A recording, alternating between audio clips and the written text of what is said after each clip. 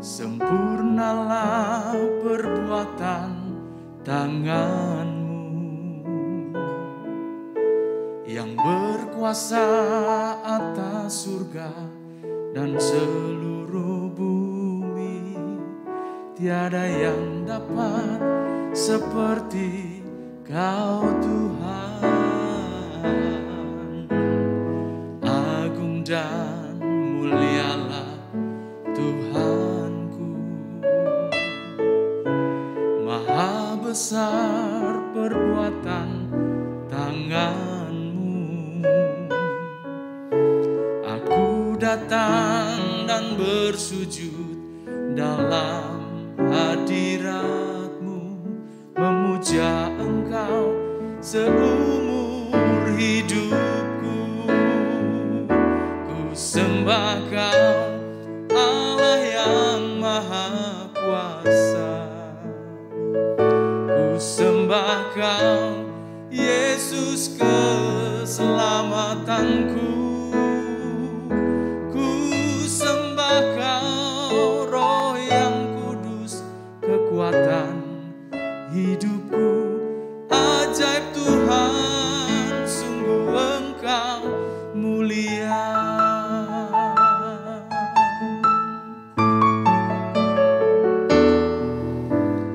Agung dan mulialah Tuhanku. Sempurnalah perbuatan tanganmu yang berkuasa atas surga dan seluruh bumi. Tiada yang dapat seperti Kau Tuhan. Agung dan mulialah Tuhanku. Maha besar perbuatan tanganmu. Aku datang dan bersujud dalam hadirat-Mu, memuja Engkau seumur hidupku. Ku sembah Kau, Allah yang Maha Kuasa. Ku sembah Kau, Yesus keselamatanku. Ku sembah Kau, Roh yang Kudus, kekuatan hidupku. Ajaib Tuhan, sungguh Engkau mulia. Ku sembah Kau, Allah yang Maha Kuasa. Ku sembah Kau, Yesus keselamatanku. Ku sembah Kau, Roh yang Kudus, kekuatan hidupku. Ajaib Tuhan, sungguh Engkau mulia. Ajaib Tuhan, sungguh Engkau mulia. Ajaib Tuhan, sungguh Engkau mulia.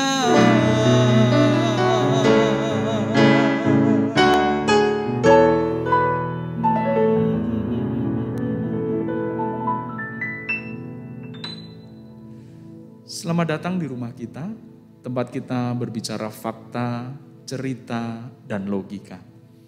Selamat menjemput tahun yang baru dan kita bersyukur sudah ada di hari yang ke-19 di bulan pertama dari tahun 2022. Dan hari ini program acara rumah kita kembali hadir di hadapan Bapak Ibu saudara sekalian bersama dengan sahabat saya, adik rohani saya, dan rekan tercinta dalam pergulatan pelayanan yang selama ini terus kita jalani, yaitu Bapak Pendeta Robson Samosir. Akhirnya Shalom. kita bertemu lagi Bang ya. Akhirnya. Dalam program yang kita nantikan. Betul. Dan juga dinantikan oleh setiap jemaat yang ada di rumah atau dimanapun berada. Yes. Sudah 1 tahun kita melewati masa waktu yang panjang. Gak terasa Bang ya?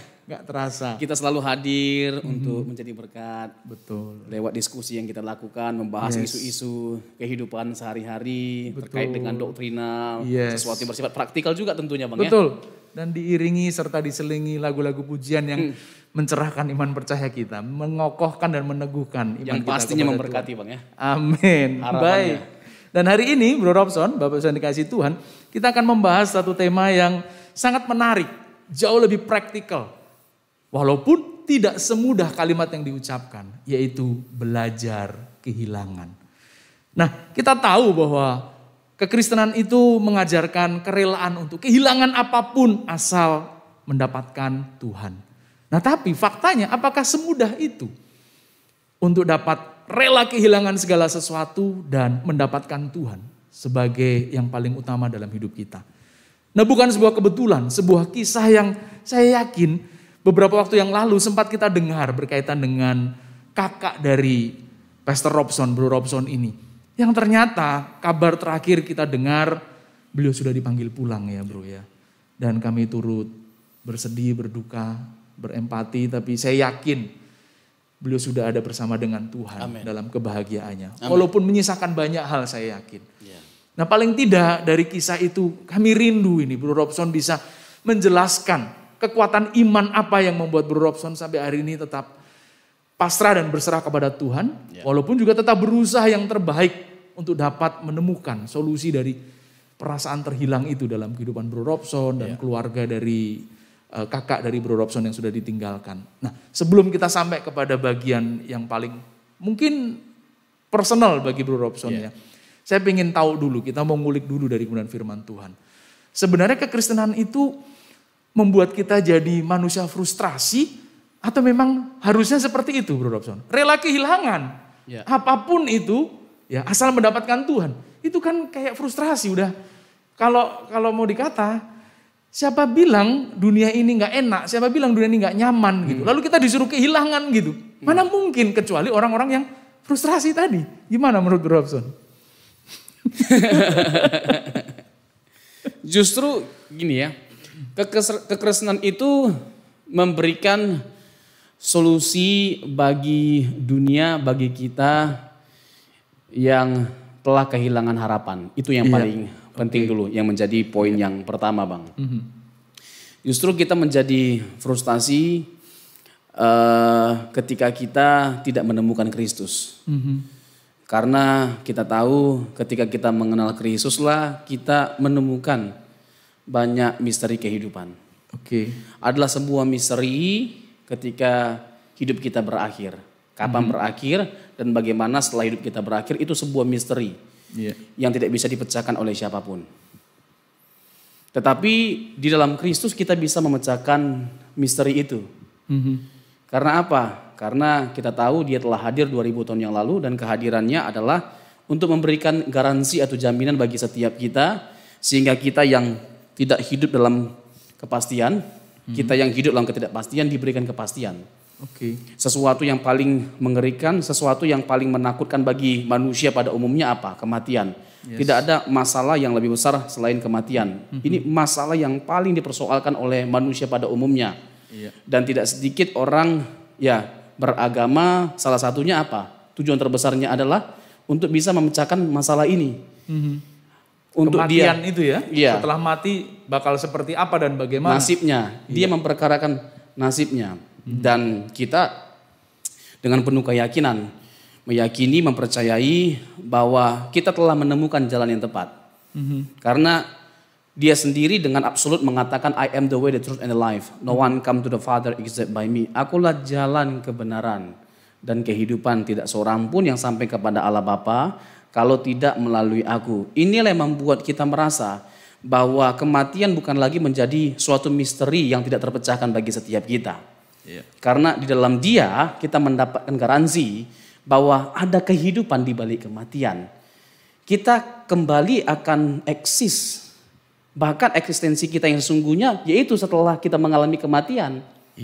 Kehidupan yang sejati itu ya nanti setelah kita mengalami kematian, kita akan bersama dengan Kristus selama-lamanya di kerajaannya, yang mana dia mati, bangkit, menyediakan tempat bagi setiap kita.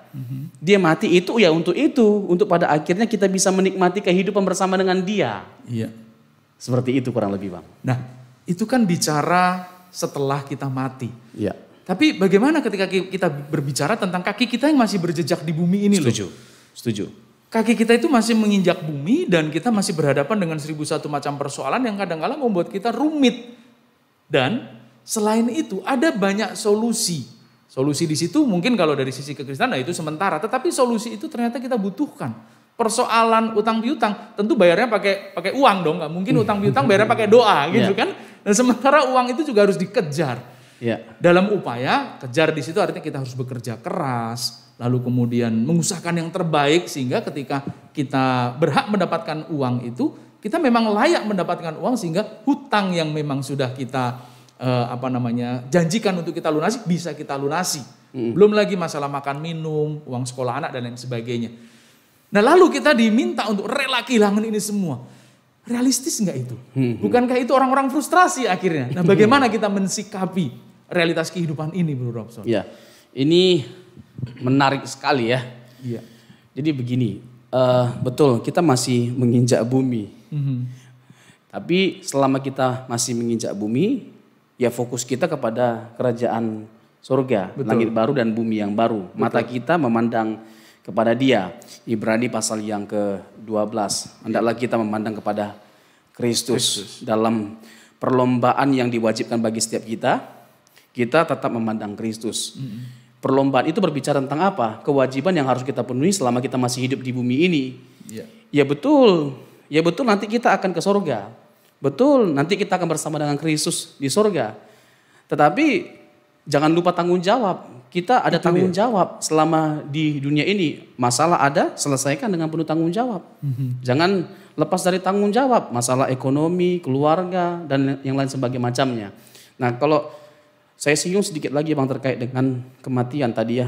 Sebuah misteri, sesuatu yang sangat menakutkan, sesuatu yang sangat mengerikan. Benar bahwa kematian itu adalah sesuatu yang sangat menakutkan.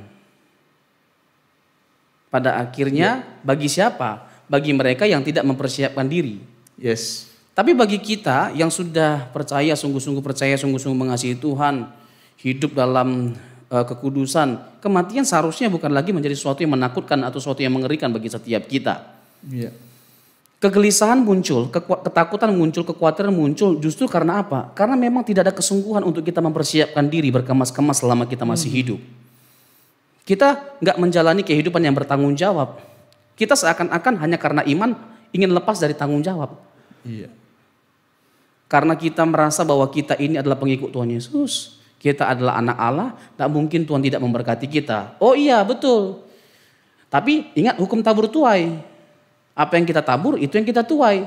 Gak mungkin kita bisa menuai sesuatu yang baik kalau kita menabur yang tidak baik.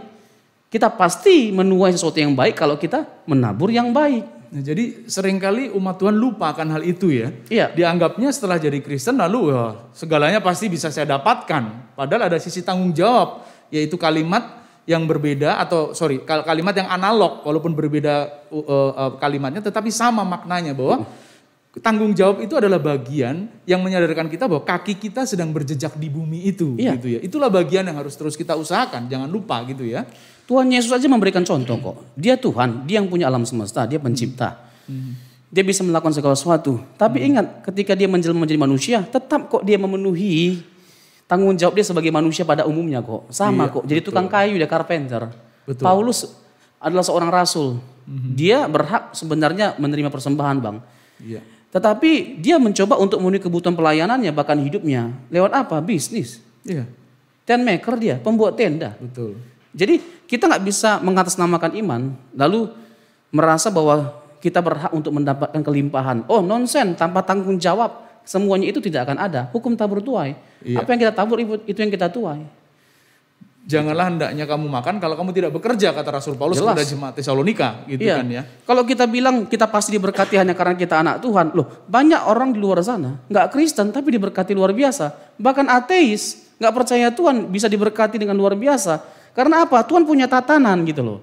Hujan bukan hanya untuk orang baik, tapi juga untuk orang yang tidak baik. Betul. Matahari bukan hanya untuk orang benar, tapi juga untuk orang jahat. Dan jadi ada kalanya mereka bisa jauh lebih bertanggung jawab, jauh lebih berhasil hidupnya dibandingkan anak-anak Tuhan. Itulah tatanan. Orang yang berusaha, orang yang bertanggung jawab, orang yang berjuang hidup dia. Dalam gelanggang kehidupan ini, dalam pertandingan hidup ini. Gitu loh. Itu dia. Nah tapi pertanyaan sekali lagi Bro Robson. Semua itu nanti kita akan tinggalkan nih gitu. Bagaimana kita harus bisa melewati itu? Kita harus menjalani itu. Itu kan sebuah kontradiksi. Di bumi kita harus bertanggung jawab, kita harus menyelesaikan semua, lalu kemudian kita juga harus mengusahakan itu dengan memaksimalkan semua kapasitas dan potensi diri yang kita miliki. Tapi kita juga di sisi lain dituntut untuk tadi rela kalau satu saat memang kita tidak mendapatkan ini semua. Rela berkorban. Tetapi ketika kita berkorban, kita tahu betul Bang. Ketika kita rela berkorban, kita berkorban untuk sesuatu yang lebih baik.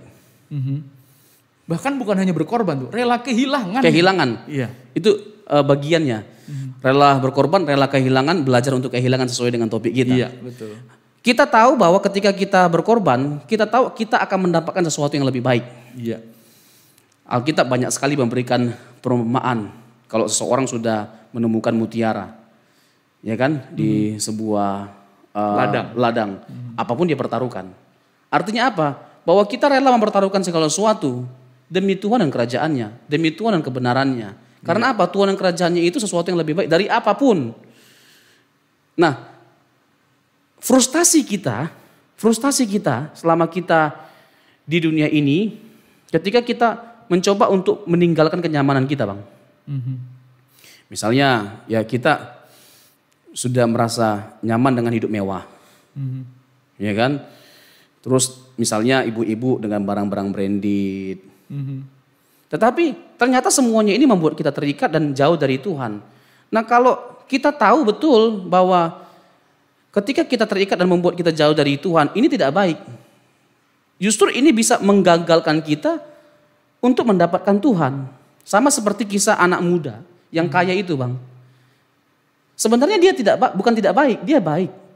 Tetapi ada keganjalan yang ada dalam dirinya, di mana pada akhirnya terbukti kok nggak sungguh-sungguh ikut Tuhan, mau ikut Tuhan, nggak serius mau ikut Tuhan. Karena apa? Terlihat kok Tuhan suruh, Tuhan tantang. Kalau kamu ingin serius, if you want to be perfect, jikalau kamu ingin sempurna, jualah hartamu dan bukan hanya sekedar jual, bagikan.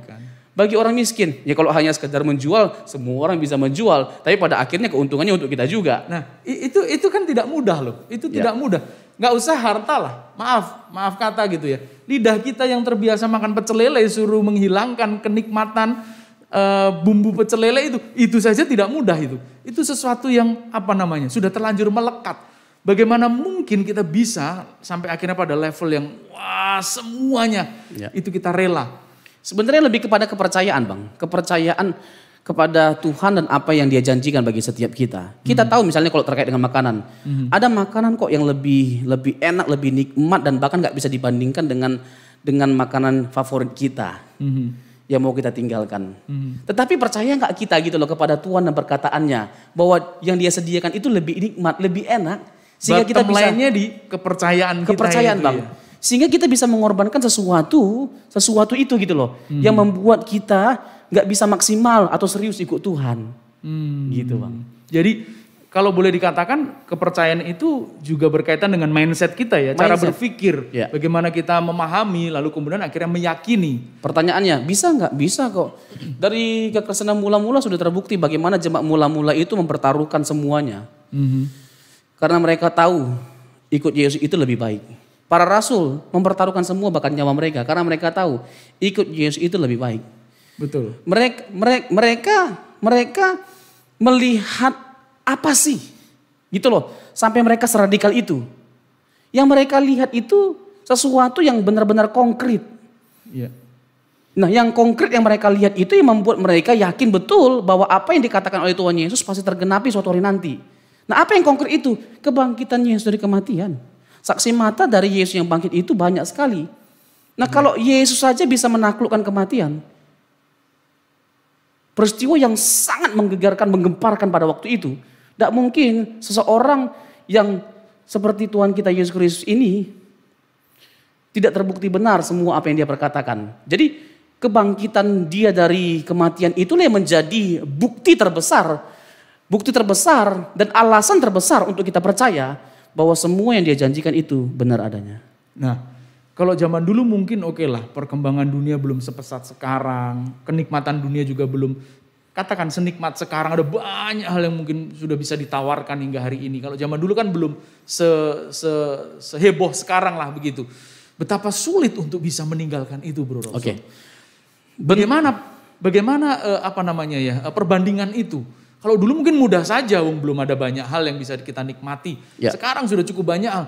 Betapa jauh lebih sulit di situ kita belajar untuk merasa kehilangan itu dan tidak bermilik apa-apa. Ini keren nih pertanyaannya, Bang. Mungkin ini lebih kepada apa ya? Bentuk atau variasi dari bentuk kenikmatannya yang semakin bertambah. Tapi kalau substansinya sama, tetap aja uang, kedudukan, kehormatan, seks. Kan kurang lebih ini semua itu. Iya. Dari zaman Salomo sudah menikmati semuanya.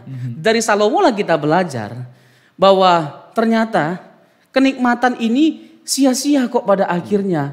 Ini seorang Salomo yang sudah menikmati semuanya, lalu mengatakan sia-sia. Jadi bukan tidak berdasar perkataannya. Iya. Sia-sia kenapa? Kalau kita nggak hidup dalam Tuhan, sia-sia semuanya ini. Jadi pada akhirnya lewat pengalaman yang dia sudah miliki, semuanya dia sudah punya. Yes. Akhirnya kita menyimpulkan bahwa benar, tidak ada yang lebih indah selain hidup dalam Tuhan, meskipun kita nggak punya semuanya ini. Pada akhirnya Salomo berpikir, aduh lebih bagus aku nggak punya semuanya ini, yang penting aku punya Tuhan.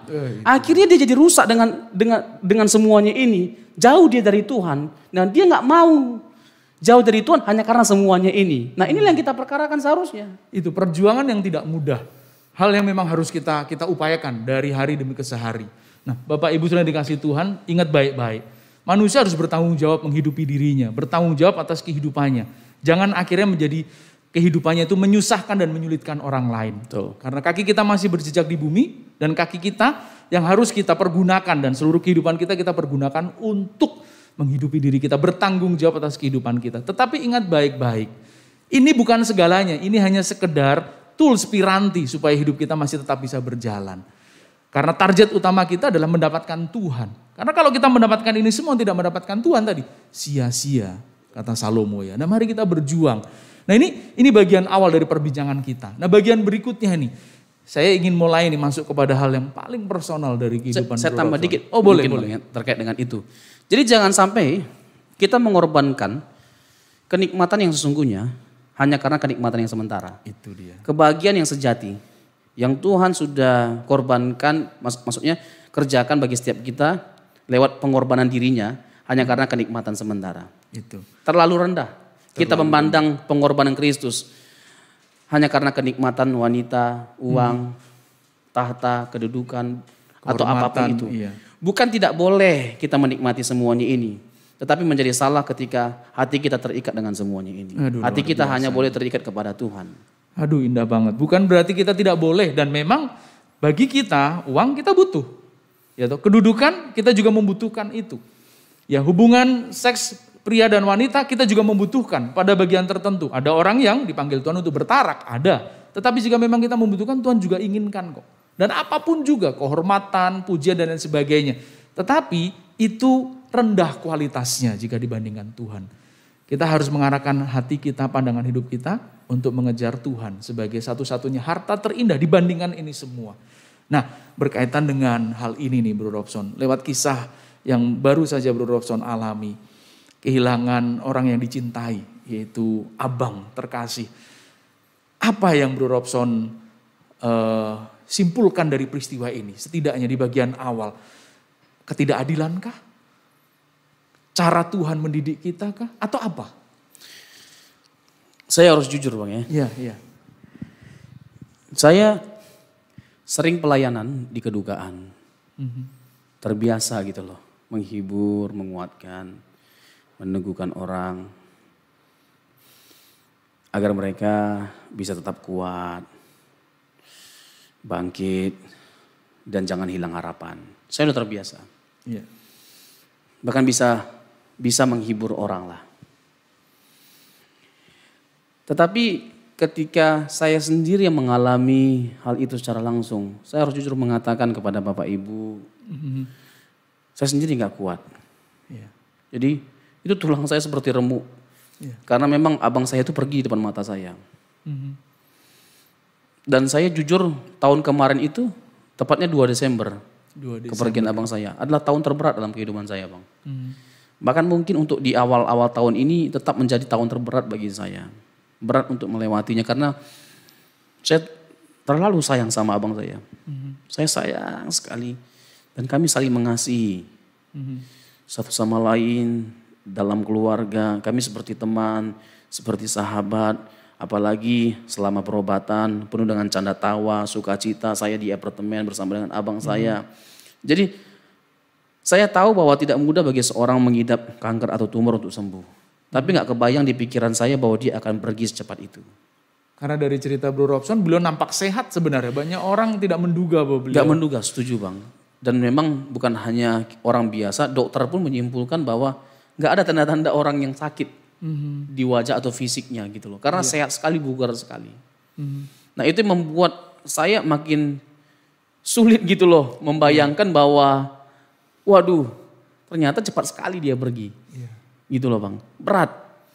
Jadi saya harus jujur, itu yang pertama dulu. Saya harus jujur mengakui bahwa tidak mudah dan berat sekali melepaskan kepergian dari abang saya. Saya benar-benar remuk pada waktu itu. Aduh, kaki saya sudah seperti gak menginjak bumi. Kayak patah Bang. Karena memang di depan saya, asli depan saya sampai itu garisnya gitu. Indikator itunya kepergiannya. Detak jantungnya itu ya. Saya belajar banyak gini Bang. Saya banyak merenung pada waktu itu. Saya sering mengucapkan doa ini Bang. Waktu abang saya sebelum pergi, Tuhan jadikan abang saya sebagai saksi. Saksi dari keperkasaan Tuhan, kebesaran Tuhan, kuasa Tuhan.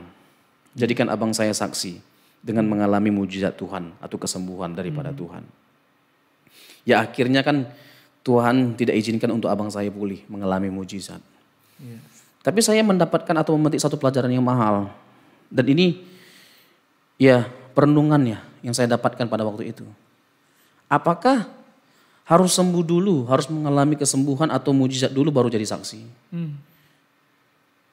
Nah jujur saya tahu betul sakit sebenarnya apa yang sedang dialami oleh abang saya waktu itu. Sampai pada akhirnya dia dipanggil oleh Tuhan. Tapi saya melihat dia berjuang untuk bertahan sampai pada dia dipanggil Tuhan. Pada waktu itu dipanggil setelah Tuhan. dioperasi ya iya, peristiwanya. Saya lihat bagaimana perjuangannya. Tetap dia mengasihi Tuhan, tetap dia percaya kepada Tuhan. Dia tetap berserah sama Tuhan. Dia terus berdoa, dia terus menyanyi. Aduh banyak sekali lagu-lagunya itu yang memberkas dalam benak saya. Setiap jam 5 pagi dia bangun Bang. Dia masak Quakers, dia rebus telur 2, terus dia dan makan. rajin hidup sehat dia ya. Aduh semangat dia untuk hidup itu luar biasa sekali Bang. Salah satu lagunya apa yang paling aduh membekas? ini kalau abang suruh saya nyanyi itu saya bisa nangis ini Bang. Itu dalam lagu ketulusan? Ajaib Kau Tuhan itu. Jadi lagu ini Bang, lagu yang dinyanyikan sebelum dia dioperasi. Nah ini, aduh. Jadi sebelum dioperasi dinyanyi lagu ini, Ajaib Kau Tuhan. Saya nggak tahu video itu dibuat sama dia. Jadi saya lihat memang sudah ada berserahnya sama Tuhan dia waktu itu. Pertama dinyanyikan sih dia kuat, tapi pas masuk ref, aduh dia nangis. Saya lihat video itu justru pada waktu dia meninggal. Jadi dia buat itu sebelum operasi. Iya, sebelum operasi. Tapi baru tahu setelah beliau dipanggil Tuhan. Iya. Lagu itu kunci apa ya? Si. Kekuatan. Ajaib Kau Tuhan, penuh kuasa, sanggup pulihkan keadaanku. Dalam tangan-Mu seluruh hidupku tak akan goyah selamanya.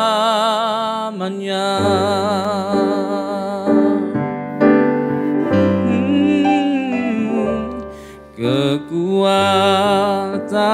di hidupku ku dapat dalam Yesus. Dia tak pernah tinggalkanku, setia menolongku. Berseru berharap pada Yesus. Ajaib Kau Tuhan, penuh kuasa, sanggup pulihkan keadaanku.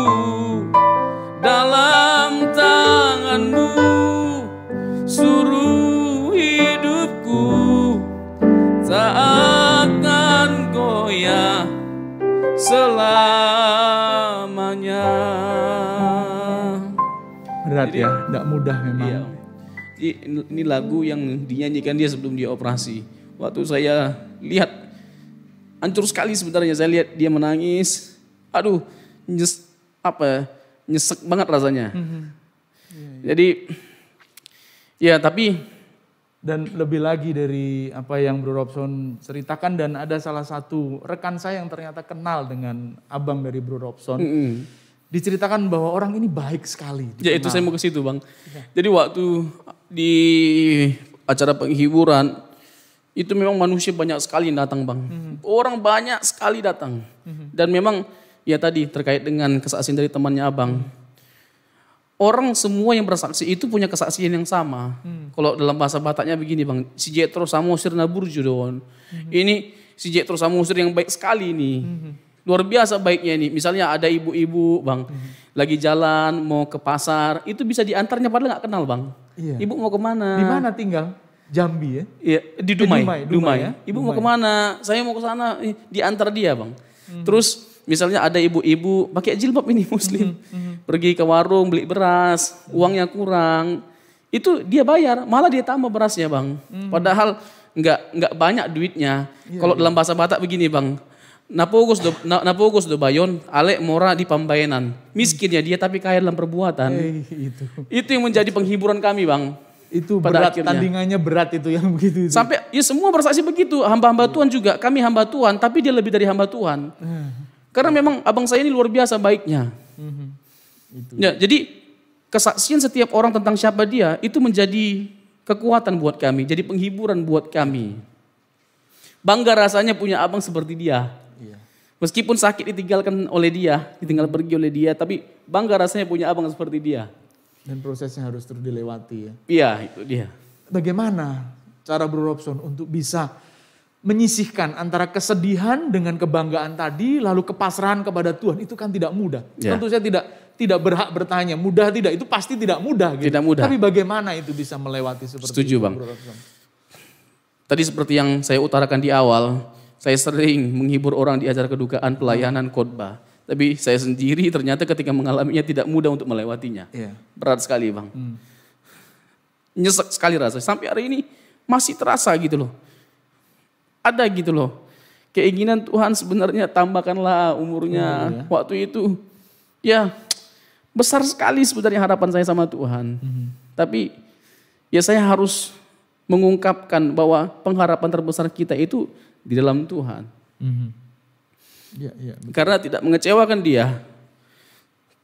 Tuhan memberikan jaminan, Tuhan memberikan kepastian bahwa ada kehidupan yang lebih baik. Itu yang menghibur saya Bang. Kehidupan yang lebih baik dan sekarang dia sudah menikmatinya.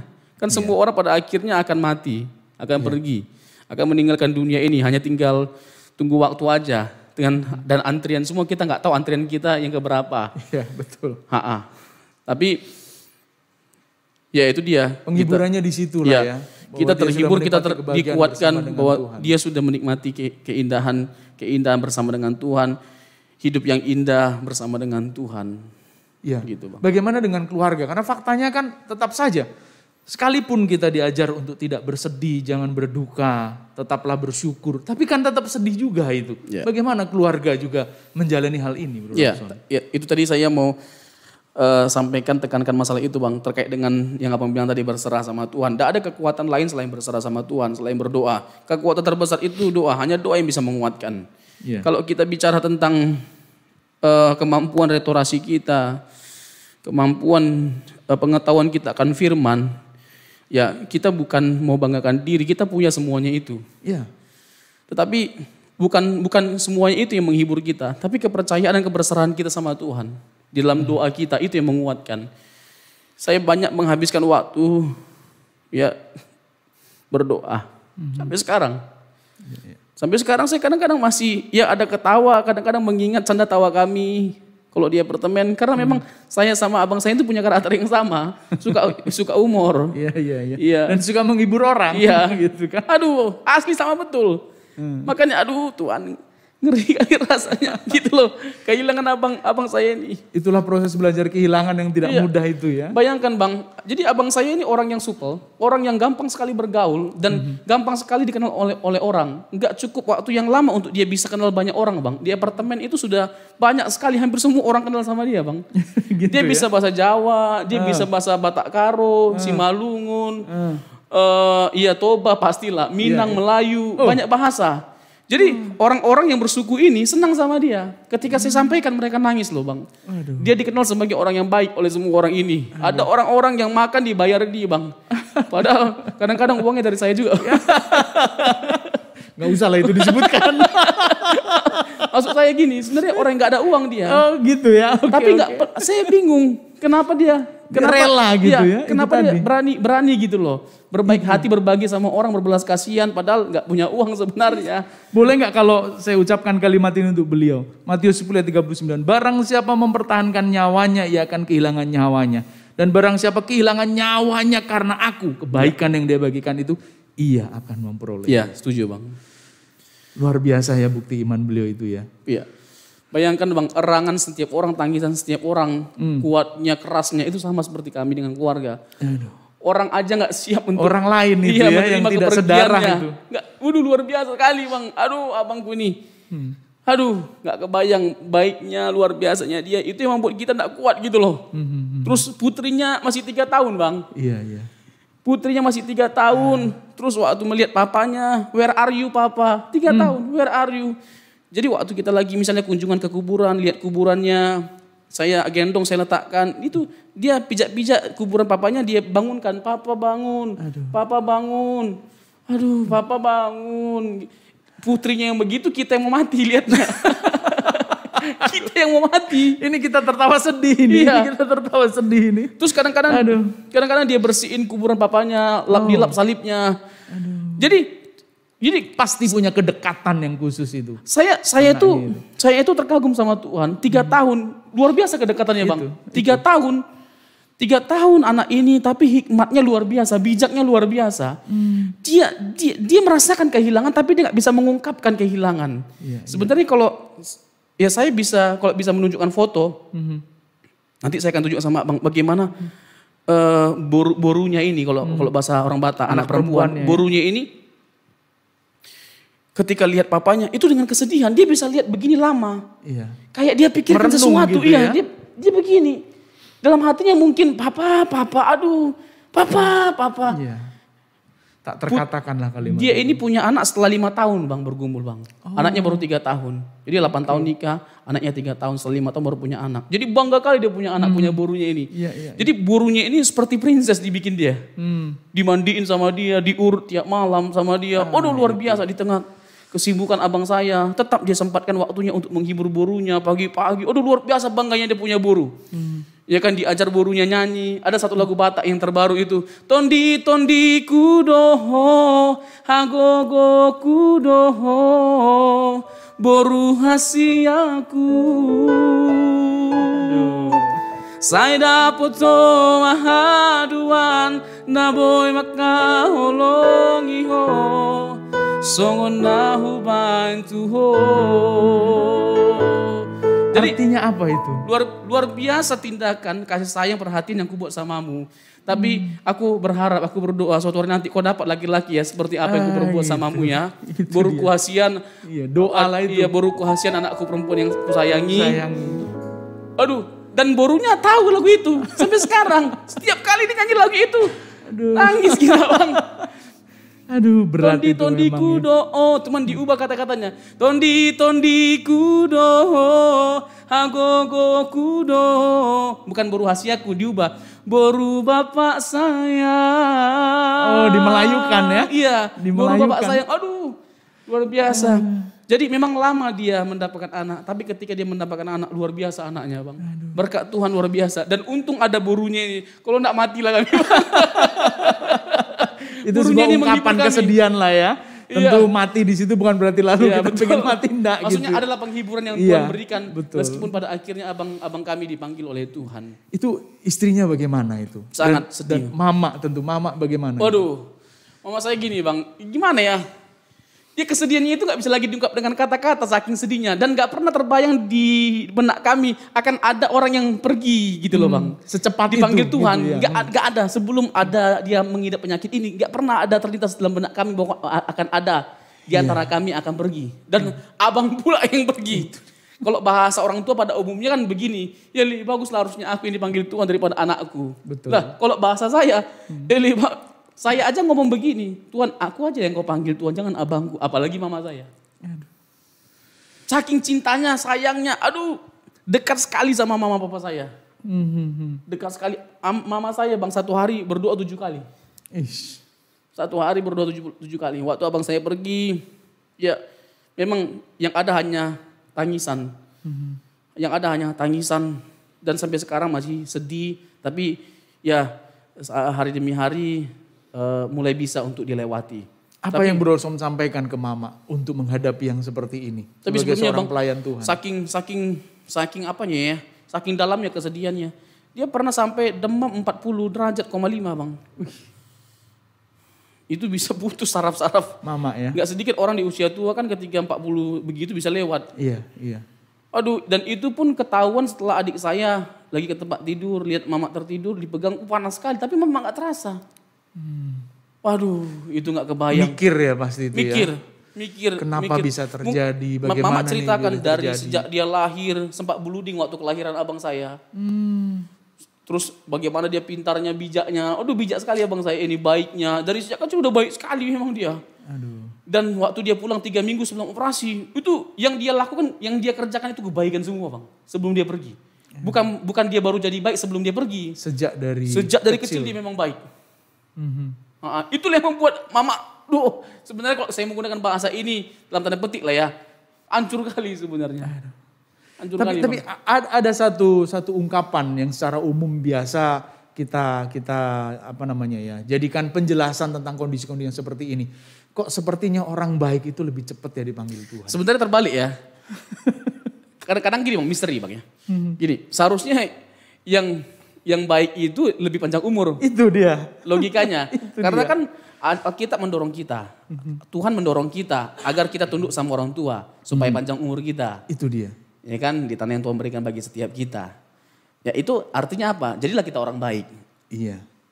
Orang baik panjang umur. Itu. Kesimpulannya seperti itu. Tapi pada faktanya kita temukan gak sedikit orang baik justru gak panjang umur. Lebih cepat dipanggil Tuhan. Iya. Ini misteri kehidupan. Itulah misteri kehidupan. Ya, kita harus menghadapinya sebagai proses untuk kita belajar kehilangan. Iya. Tapi tadi, bagaimana istrinya menghadapi itu? Apa yang Bro Robson tangkap dari kehidupannya di situ? Berat sekali bang sebenarnya. Saya gak bisa langsung mengatakan bahwa dia sudah bisa banget melewati hari-harinya. Berat sekali tapi ya puji Tuhan lah ya. Kita saling merangkul. Tadi bang, doa yang menjadi kekuatan kita. Tetap mengasihi Tuhan Yesus menjadi kekuatan terbesar kita.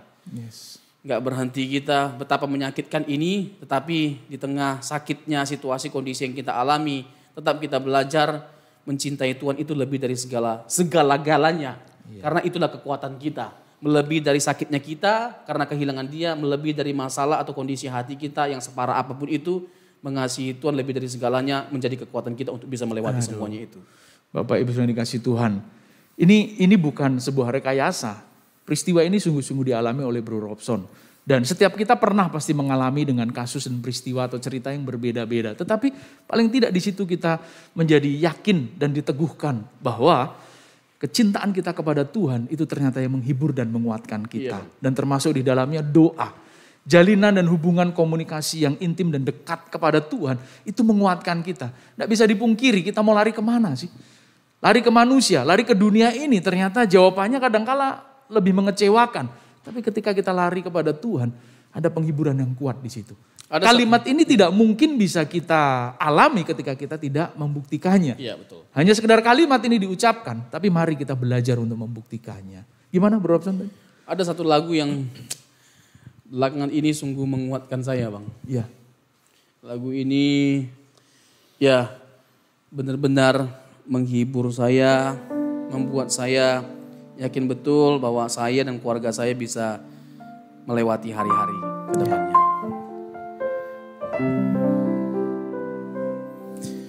Engkau ada bersamaku di setiap musim hidupku. Tak pernah kau biarkan ku sendiri.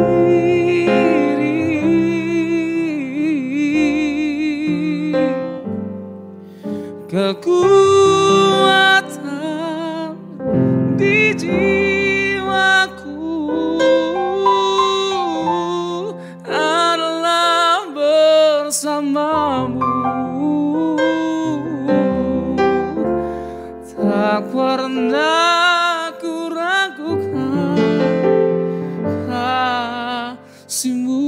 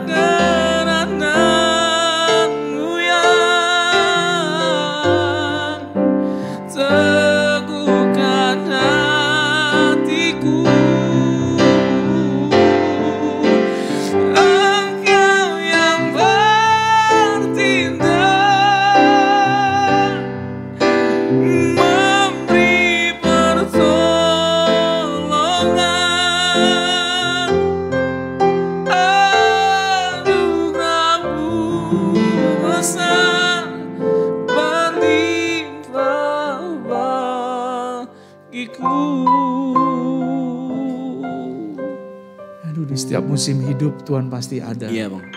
Walaupun tidak mudah untuk meyakini bahwa sungguh-sungguh Dia ada dan nyata di kehidupan kita. Itu bagian hidup Bro Robson sebagai proses belajar kehilangan itu yang memang harus terus dijalani ya. Bagian hidup saya, bagian hidup Bapak Saudara sekalian yang ada di rumah, masing-masing kita harus dengan cermat dan rela hati menjalani dan melewatinya. Ya. Nah, sebagai bagian akhir, apa yang ingin Bro Robson pesankan bagi kita semua, terkhusus bagi Bapak Saudara sekalian yang ada di rumah? Iya. Jadi ada makna yang luar biasa yang saya tangkap dari lagu ini, Bang. Bersamamu Bapa, ku lewati semua. Mengapa? Karena kita tahu Dia Allah yang Maha Kuasa. Tidak ada yang tidak bisa Dia lakukan. Dia pasti menyertai, menolong setiap kita seperti istri abang saya sama anaknya masih kecil. Bagaimana kehidupan mereka ke depannya, Tuhan itu Maha Kuasa, mampu menyertai dan menuntun mereka. Lalu Tuhan itu Maha Kasih, Dia mengasihi kita. Dia terlalu tahu yang terbaik buat setiap kita ke depannya. Rasa-rasanya ini sesuatu yang sangat buruk bagi kita ketika dipanggil oleh orang yang kita kasihi. Tapi kembali lagi, jangan kita batasi pekerjaan Tuhan, kuasa Tuhan. Lewat apa yang kita terjadi, apapun itu. Seperti yang saya alami. Jangan-jangan ada sesuatu yang jauh lebih baik yang Tuhan ingin kerjakan, sedang kerjakan. Nah, kita tangkap ini. Dan ini merupakan bagian dari kasih Tuhan. Bukan Tuhan tidak mengasihi dengan dipanggil abang saya. Nah ini kita harus tangkap itu. Yang ketiga Bang, ini dia. Salah satu poin yang paling penting, bersama Bapa. Mengapa bersama dengan Bapa kita bisa kuat dalam menyikapi saat-saat kita kehilangan dari orang yang kita kasihi? Karena Bapa sendiri telah terlebih dahulu mengalami hal ini. Dia kehilangan anaknya yang dia kasihi. Dia terlalu tahu. Dia terlalu tahu perasaan kita dan dia terlalu tahu bagaimana dia menguatkan kita, menghibur kita dalam masa-masa kesedihan yang kita alami. Bapa kehilangan anaknya. Tidak ada kehilangan yang lebih besar. Kehilangan anaknya yang tunggal adalah kehilangan terbesar. Dan itu telah dialami oleh Bapa. Luar biasa. Iya Bang.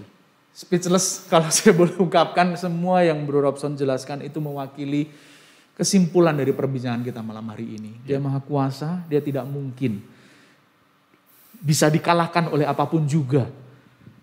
Karena dia mampu melakukan apapun juga, termasuk dalam kehilangan kita pun dia pasti akan memberikan pertolongan bagi kita. Mendampingi dan menolong kita. Dan lebih lagi kasihnya itu yang akan terbukti nyata dalam kehidupan kita. Bahwa setelah peristiwa yang seperti apapun kita hadapi, tidak mungkin dia meninggalkan kita. Dan ketika kita bersama-sama melewati seluruh perjalanan hidup kita bersama dengan Tuhan, yakinlah itu yang terbaik bagi kita. Amin.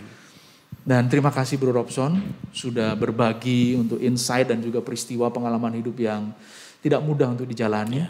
Saya yakin apa yang Bro Robson sudah sampaikan menjadi berkat bagi Bapak Ibu sekalian. Amin. Bapak Ibu sekalian, sungguh mari kita bertarung dan kita selesaikan perjuangan hidup kita. Dan percayalah, kalaupun kita kehilangan segalanya, asal bukan Tuhan, itu tidak masalah. Tetapi ketika kita kehilangan Tuhan, itu masalah terbesar dalam kehidupan kita. Percayalah, dia baik adanya bagi hidup kita. Masih ada satu lagu pujian yang Bro Robson dinyanyikan. Belakang Langit Biru. Oh Yerusalem. Oh Yerusalem, baik. Yesus Tuhan. Yesus Tuhan.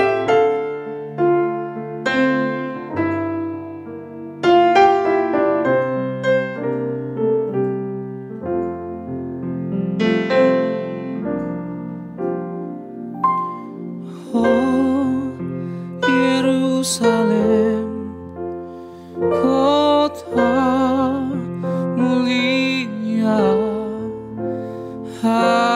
hatiku rindu ke sana.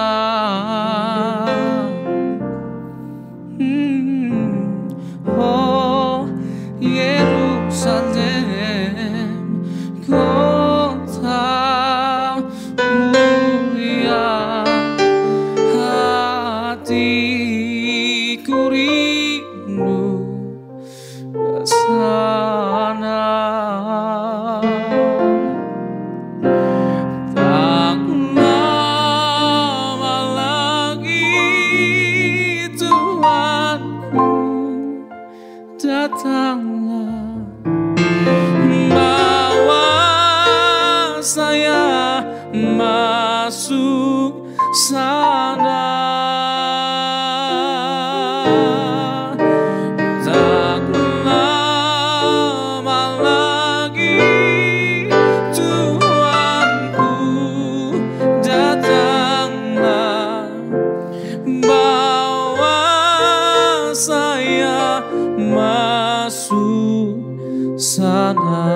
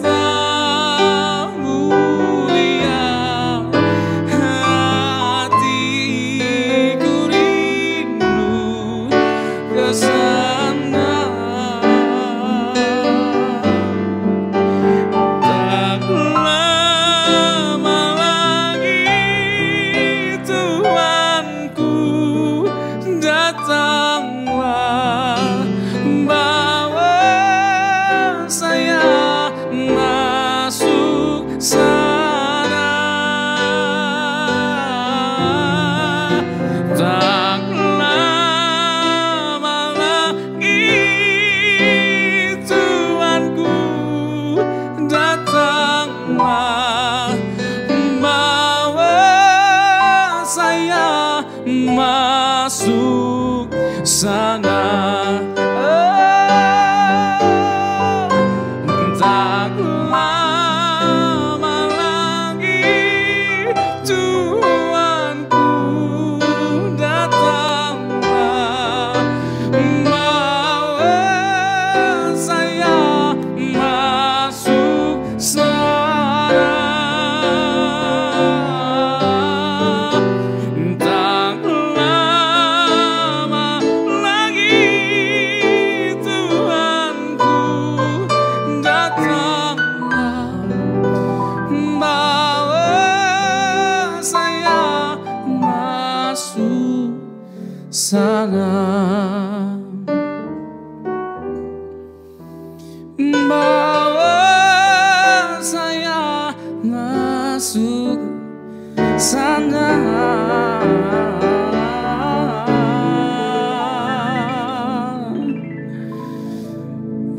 Bawa saya masuk sana.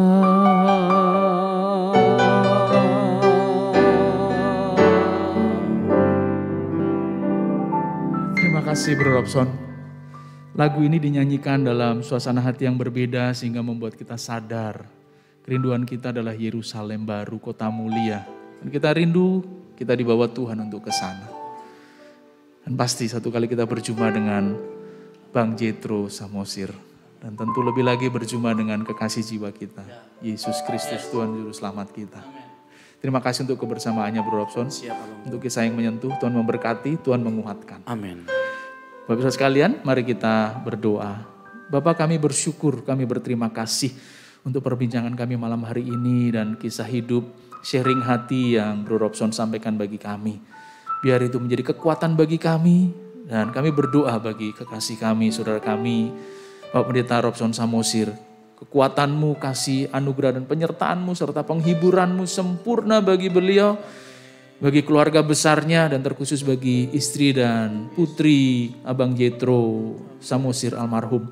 Kasih-Mu sempurna bagi mereka. Terima kasih Bapa. Kami menyerahkan hidup kami pribadi lepas pribadi pula dalam tangan kuasa-Mu. Ajari kami untuk rela kehilangan apapun asal kami tidak kehilangan Tuhan. Tuhan memberkati setiap umat Tuhan yang menyaksikan program acara ini. Kasih-Mu pun sempurna bagi mereka. Terima kasih Bapa. Kami akhiri program acara ini dengan penuh syukur hanya di dalam nama Tuhan Yesus Kristus. Amin. Selamat berjumpa kembali dalam program acara rumah kita selanjutnya. Tuhan Yesus memberkati.